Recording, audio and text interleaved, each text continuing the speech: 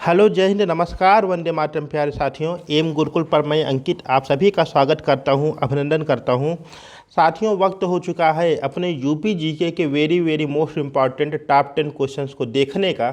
तो आइए आज हम लोग 10 का दम कार्यक्रम में एक से एक क्वेश्चंस को देखने का प्रयास करें। और ऐसे क्वेश्चंस आज आप लोग देखने जा रहे हैं जो आपकी आगामी परीक्षाओं के लिए बहुत ही महत्वपूर्ण होने वाला है। देखिए, अभी क्या है, आपका महाकुंभ का आयोजन किया जा रहा है। इस वजह से हो सकता है सरकार और आपके समस्त विभाग इसमें व्यस्त हों, लेकिन इसके बाद जैसे ही आपका महाकुंभ कार्यक्रम समाप्त होगा, यूपी ट्रिपल एस सी एक बार फिर से अपने एक्टिव मोड में आ जाएगी, अन्य सभी आयोग अपने एक्टिव मोड में आ जाएंगे और हो सकता हो तब आपको एक बढ़िया वैकेंसी देखने को मिले, आपके विभिन्न विभागों में देखने को मिले। और इन सभी के लिए ज़रूरी है कि हमें आज से ही अपनी तैयारी को बेहद अच्छी और बहुत ही शानदार तरीके से करने की ज़रूरत है, जिससे हम लोग एग्ज़ाम में क्या करें, बढ़िया स्कोर कर पाएँ। क्योंकि एग्ज़ाम में हमारे सबके लिए क्या होता है कि एक एक नंबर अपने आप में बहुत महत्वपूर्ण होता है, हमें मेरिट में ले आ भी सकता है और मेरिट से बाहर भी कर सकता है। तो आइए शुरू करें हम लोग अपना आज का वीडियो। और उसके पहले एक थॉट है, समस्याएँ हमारे जीवन में बिना किसी वजह के नहीं आती। समस्याएं हमारे जीवन में बिना किसी वजह के नहीं आती, उनका आना इशारा है कि हमें अपने जीवन में कुछ बदलाव है, कुछ बदलना है, हमें अपने जीवन में कुछ बदलना है। चलते हम लोग अपने आज के पहले क्वेश्चन पर। अब पहला क्वेश्चन देखिए क्या कह रहा है। कह रहा है कि देसी घी के उत्पादन के लिए प्रसिद्ध जिला है। ठीक है, देसी घी के उत्पादन के लिए प्रसिद्ध जिला है। पहला कह रहा औरैया, दूसरा कह रहा अमरोहा, तीसरा विकल्प कह रहा है मेरे साथियों रायबरेली, या चौथा कह रहा पीलीभीत। तो आपको बताना है जो देसी घी है, देसी घी के उत्पादन के लिए निम्नलिखित में से कौन सा जिला अग्रणी है, महत्वपूर्ण है। अच्छा, अगर हम लोग ODOP की बात करें, किसकी, वन डिस्ट्रिक्ट वन प्रोडक्ट की बात करें, तो इसके अंतर्गत क्या था, इसकी शुरुआत हुई थी आपकी सन 2018 से। कब हुई थी? 2018 से। और अगर हम लोग इसमें ब्रांड एम्बेसडर की बात करें तो इनकी ब्रांड एम्बेसडर देखने को मिल जाती हैं कंगना रनौत। कौन? कंगना रनौत ODOP की ब्रांड एम्बेसडर देखने को मिल जाती हैं। अच्छा, इसका उद्देश्य क्या था ODOP का? तो देखिए, अपने यूपी में 75 ज़िले हैं। कितने ज़िले हैं? 75 ज़िले हैं। और इन 75 ज़िलों के क्या करना है, जो विशेष उत्पाद हैं उनको आगे लाना है, उनका प्रचार प्रसार करना है और उनके उत्पादन में वृद्धि करना है, उनको एक नई पहचान देना है, एक नया प्लेटफॉर्म देना है उनको। तो इसमें क्या किया गया है कि प्रत्येक ज़िले जो आपके हैं 75 ज़िले हैं, उनके विशिष्ट उत्पादों को आगे रखा गया है। तो जब हम लोग देसी घी की बात करते हैं, किसकी, देसी घी की बात करते हैं, तो इससे संबंधित ज़िला हो जाता है आपका औरैया। कौन सा हो जाता है? औरैया संबंधित हो जाता है, यानी विकल्प पहला आपका सही जवाब हो जाएगा। अमरोहा की बात करें तो अमरोहा से क्या आपका संबंधित हो जाता है, अमरोहा से आपकी ढोलक संबंधित हो जाती है। क्या हो जाता है? ढोलक संबंधित हो जाती है आपकी अमरोहा से, क्या, ढोलक। और रायबरेली जनपद की बात करें तो रायबरेली की काष्ठ नक्काशी, काष्ठ नक्काशी क्या होती है, जैसे लकड़ी के आपके फर्नीचर होते हैं उनके ऊपर जो नक्काशी की जाती है, यह आपके रायबरेली का प्रसिद्ध हो जाता है। और पीलीभीत की बात करें, किसकी, पीलीभीत की बात करें तो यहाँ की बांसुरी उद्योग आपका बहुत प्रसिद्ध हो जाता है। यहाँ की बांसुरी अपने आप में एक विशिष्ट पहचान रखती है, एक विशिष्ट अपना योगदान देती है। तो देसी घी की चर्चा हम लोग कर रहे थे। देसी घी के लिए आपका जो विशिष्ट जिला हो जाएगा वह हो जाएगा आपका औरैया। क्या हो जाएगा? औरैया हो जाएगा। चलते हैं आगे हम लोग अपने आज के सेकंड क्वेश्चन पर। और दूसरा क्वेश्चन आपकी स्क्रीन के ऊपर आ चुका है, बहुत ही आसान सा, बहुत ही अच्छा, बहुत ही उम्दा क्वेश्चन है आपके सामने। कह रहा है कि जनपद में, कहाँ पर? जनपद में, यानी आपके ज़िले में राजस्व विभाग का मुखिया कौन होता है। पहला कह रहा जिला मजिस्ट्रेट, जिसको हम लोग आम बोलचाल की भाषा में DM कह देते हैं। दूसरा कह रहा पुलिस अधीक्षक, तीसरा कह रहा अपर जिला मजिस्ट्रेट, या चौथा कह रहा नायब तहसीलदार। तो जनपद में, आपके ज़िले में राजस्व विभाग का मुखिया कौन होता है, यह आपको बताना है। तो देखिए भैया, इसका सही जवाब क्या हो जाएगा। जब हम लोग बात करते हैं किसकी, DM महोदय की, किसकी, DM महोदय की, तो प्रत्येक ज़िले का एक अपना DM होता है जो पूरे पूरे ज़िले का क्या होता है, मुखिया होता है। यही DM है। कौन? DM है। और DM 3 रूप में जाने जाते हैं। जब DM क्या करते हैं, लॉ एंड ऑर्डर मेंटेन करते हैं, तो ये डिस्ट्रिक्ट मजिस्ट्रेट की श्रेणी में आती है, इनको डिस्ट्रिक्ट मजिस्ट्रेट के नाम से जानते हैं।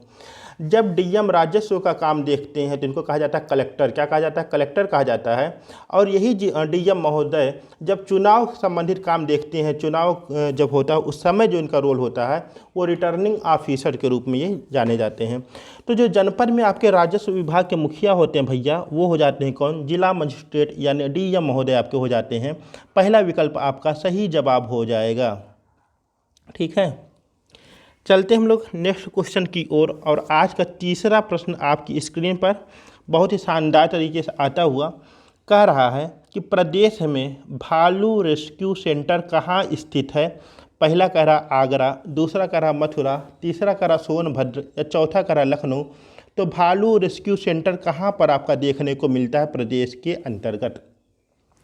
भालू एक जंगली जीव है।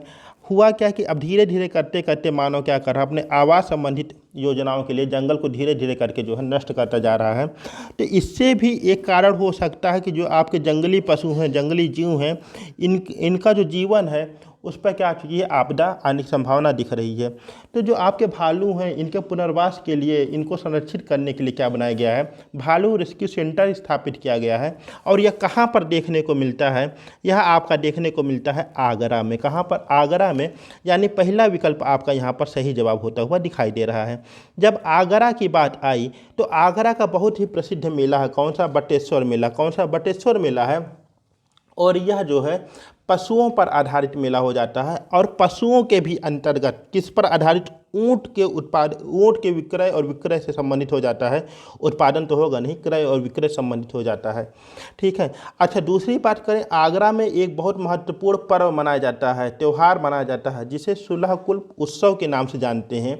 और यह जो सुलह कुल उत्सव होता है यह मुस्लिम और हिंदू, किसके? हिंदू और मुस्लिम की एकता को प्रदर्शित करते हुए यह त्यौहार मनाया जाता है, सुलह कुल उत्सव। ठीक, चलते हम लोग क्वेश्चन नंबर 4 की ओर। और आज का चौथा प्रश्न आपकी स्क्रीन के ऊपर कह रहा है डॉक्टर अंबेडकर नक्षत्रशाला कहाँ स्थित है? पहला विकल्प कह रहा रामपुर, दूसरा कह रहा प्रयागराज, तीसरा कह रहा झांसी या चौथा कह रहा आपका कानपुर। तो डॉक्टर अंबेडकर नक्षत्रशाला कहाँ स्थित है? अच्छा, नक्षत्रशाला में क्या होता है? जो आपके खगोलीय घटनाएं होती हैं, खगोलीय तत्व हैं, उनको एक कमरे के अंतर्गत कृत्रिम आकार से दिखाया जाता है, कृत्रिम रूप से दिखाया जाता है, जिसे क्या कहा जाता है? नक्षत्रशाला के नाम से जानते हैं। तो अगर डॉक्टर अंबेडकर नक्षत्रशाला की बात करें तो यह कहाँ पर आपका स्थित हो जाता है? यह स्थित हो जाता है आपका रामपुर में। कहाँ पर? रामपुर में देखने को मिलता है। यानी पहला विकल्प आपका सही जवाब होता हुआ दिखाई दे रहा है। देखिए, ये जो आपकी डॉक्टर अंबेडकर नक्षत्रशाला है, इसका पहले नाम था आर्यभट्ट नक्षत्रशाला। ठीक, क्या नाम था? आर्यभट्ट नक्षत्रशाला। लेकिन उत्तर प्रदेश में मुख्यमंत्री हुई सुश्री मायावती जी, और इन्होंने क्या किया? नाम चेंज कर दिया। डॉक्टर अंबेडकर को संबोधित करते हुए डॉक्टर भीमराव अंबेडकर नक्षत्रशाला इसका नाम कर दिया गया। बाद में क्या हुआ? उसके बाद आए अखिलेश यादव जी। अखिलेश यादव जी जब मुख्यमंत्री बने, इन्होंने फिर से इसका नाम एक बार बदल दिया, चेंज कर दिया, और इन्होंने नाम रख दिया क्या? आर्यभट्ट नक्षत्रशाला। तो अगर आपका आर्यभट्ट आता है या आपका डॉक्टर भीमराव अंबेडकर नक्षत्रशाला आता है, दोनों एक ही बात है। दोनों आपके रामपुर के अंतर्गत देखने को मिलेंगे। दोनों संस्था आपकी एक ही है, संस्थान आपके एक ही हैं। रामपुर की बात किया जाए तो उत्तर प्रदेश में जो अल्पसंख्यक हैं उनका संकेंद्रीकरण सबसे अधिक जो देखने को मिलता है वह आपके रामपुर में देखने को मिलता है। ठीक है, चलते हैं आगे। और आज का अगला क्वेश्चन क्या कह रहा है? आज का 5वां प्रश्न क्या कह रहा है? आपकी स्क्रीन के ऊपर कह रहा है उत्तर प्रदेश में, कहाँ पर? उत्तर प्रदेश में प्रथम खेल गाँव की स्थापना कहाँ की गई? पहला कह रहा आगरा, दूसरा कह रहा इलाहाबाद, तीसरा कह रहा मेरठ या चौथा कह रहा लखनऊ।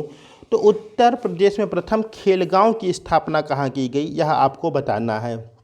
और अगर हम लोग उत्तर प्रदेश के राजकीय खेल की बात करें तो वह क्या हो जाता है? आपका हॉकी हो जाता है। क्या हो जाता है? हॉकी हो जाता है। और हॉकी जब नाम आया तो एक नाम लोग कैसे भूल सकते हैं? किनका? मेजर ध्यानचंद का, जिन्हें हॉकी के जादूगर के नाम से जानते हैं। और इनका जो जन्म होता है ध्यानचंद जी का, यह आपके प्रयागराज से संबंधित हो जाते हैं। इन्हीं के नाम को संबोधित करते हुए, इन्हीं के सम्मान में मेरठ में आपका जो खेल विश्वविद्यालय बना है उसका नाम जो है मेजर ध्यानचंद से संबंधित हो जाता है। अगर हम लोग उत्तर प्रदेश में प्रथम खेलगांव की स्थापना की बात करें कि इसकी स्थापना कहाँ किस जनपद में की गई, तो आपका सही जवाब हो जाएगा आगरा। क्या हो जाएगा? आगरा हो जाता है। यानी आपका फिर से पहला विकल्प सही होता हुआ यहाँ पर दिखाई दे रहा है। ठीक, चलते हैं आगे। और अगला सवाल क्या कह रहा है? बहुत ही शानदार सा सवाल आपके ऐतिहासिक तत्व को समायोजित करता हुआ आपके सामने आ चुका है। कह रहा कुंतेश्वर महादेव मंदिर कहाँ स्थित है? पहला कह रहा सोनभद्र में, दूसरा कह रहा बाराबंकी, तीसरा कह रहा कानपुर, या चौथा कह रहा आपका वाराणसी। तो कुंतेश्वर महादेव मंदिर कहाँ स्थित है यह आपको बताना है। अपने आप में एक बेजोड़ क्वेश्चन है ये। और कुंतेश्वर शब्द आया तो जाहिर सी बात है कि इसके नाम की उत्पत्ति कैसे हुई, इस बारे में भी जानना थोड़ा सा ज़रूरी हो जाता है। तो जो कुंतेश्वर महादेव का मंदिर है, ऐसा कहा जाता है कि इसका निर्माण, किसका निर्माण? कुंतेश्वर महादेव मंदिर का निर्माण जो है पांडवों की पत्नी थी कुंती, और कुंती के द्वारा कराया गया। इस वजह से इसका नाम रख दिया गया कुंतेश्वर महादेव मंदिर। और ये कहाँ पर आपको देखने को मिलता है? तो यह आपका देखने को मिलता है बाराबंकी में। कहाँ पर? बाराबंकी में देखने को मिलता है कुंतेश्वर महादेव मंदिर। ठीक है। और बाराबंकी से संबंधित एक आपका और मेला हो जाता है। वह मेला कौन सा लगता है, प्रसिद्ध मेला है, वह आपको कमेंट बॉक्स में कमेंट करके बताना है। चलते हैं हम लोग क्वेश्चन नंबर 7 की ओर। और आज का 7वां क्वेश्चन, 7वां क्वेश्चन आपकी स्क्रीन के ऊपर आ चुका है।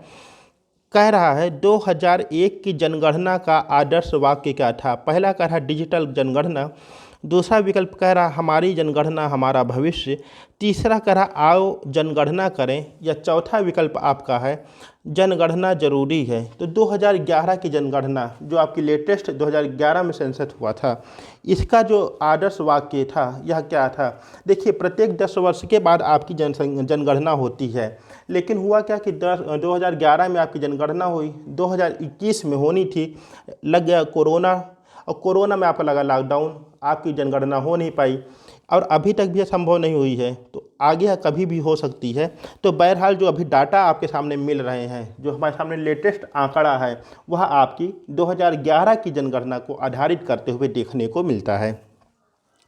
अगर हम लोग 2011 की जनगणना की बात करें तो स्वतंत्र भारत की 7वें नंबर की, किस नंबर की? 7वें नंबर की जनगणना देखने को मिलती है। और उत्तर प्रदेश के अंतर्गत देखा जाए तो इसमें क्या हो जाएगा आपका, इसका आदर्श वाक्य क्या था? तो इसका जो आदर्श वाक्य था वह हो जाएगा हमारी जनगणना हमारा भविष्य। क्या हो जाएगा? हमारी जनगणना हमारा भविष्य। यानी विकल्प दूसरा आपका यहाँ पर सही होता हुआ दिखाई दे रहा है। अच्छा, इसी में अगर एग्जामिनर बढ़ाना चाहेगा और क्वेश्चन ये पूछ देगा कि 2011 की जनगणना के शुभंकर क्या था, क्या मस्कट क्या था, इसका शुभंकर कौन था?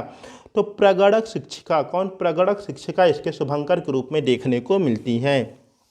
ठीक है, चलते हैं आगे हम लोग क्वेश्चन नंबर 8 की ओर। और आज का 8वां क्वेश्चन क्या कह रहा है?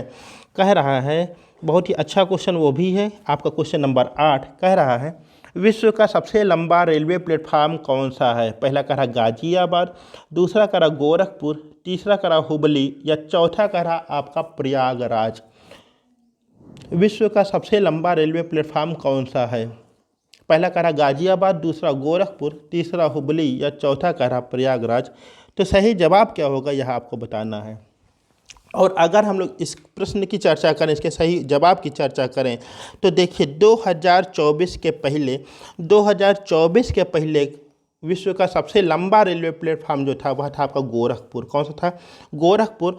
और लगभग 1.3 किलोमीटर की इसकी लंबाई देखने को मिलती थी। लेकिन हुआ क्या?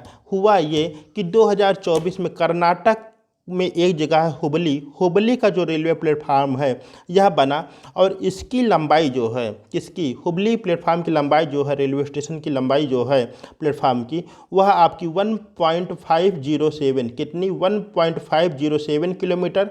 लगभग देखा जाए तो 1.5 किलोमीटर से ज़्यादा की लंबाई रखता है हुबली का प्लेटफार्म। तो इस आधार पे ये आपका सही जवाब हो जाएगा तीसरा आपका कि हुबली। क्या हो जाएगा? हुबली इसका सही जवाब होता हुआ यहाँ पर दिखाई दे रहा है। चलते हैं आगे हम लोग क्वेश्चन नंबर 9 की ओर। और आज का 9वां प्रश्न आपकी स्क्रीन के ऊपर आ चुका है।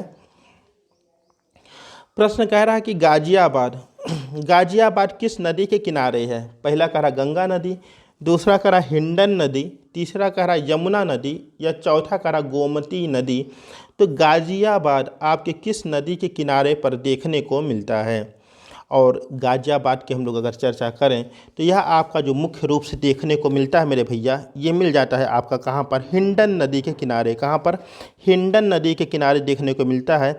यानी आपका ऑप्शन नंबर दूसरा यहाँ पर सही जवाब होता हुआ दिखाई दे रहा है। हिंडन नदी के किनारे आपका गाज़ियाबाद देखने को मिलता है। ठीक है, चलते हैं आगे हम लोग अपने आज के लास्ट क्वेश्चन पर। और आज का 10वां क्वेश्चन क्या कह रहा है? कह रहा है लखनऊ योजना का संबंध है। पहला कह रहा स्वास्थ्य से, दूसरा कह रहा आवासों से, तीसरा कह रहा विद्युत से, चौथा कह रहा सड़कों से।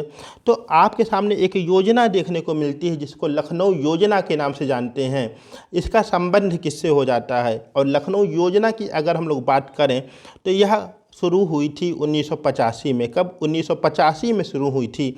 और यह किससे संबंधित हो जाती है लखनऊ योजना? तो याद रखना मेरे भैया, आपकी लखनऊ योजना संबंधित हो जाती है किससे? सड़कों से। किससे हो जाती है? सड़कों से हो जाती है संबंधित योजना आपकी हो जाती है लखनऊ योजना।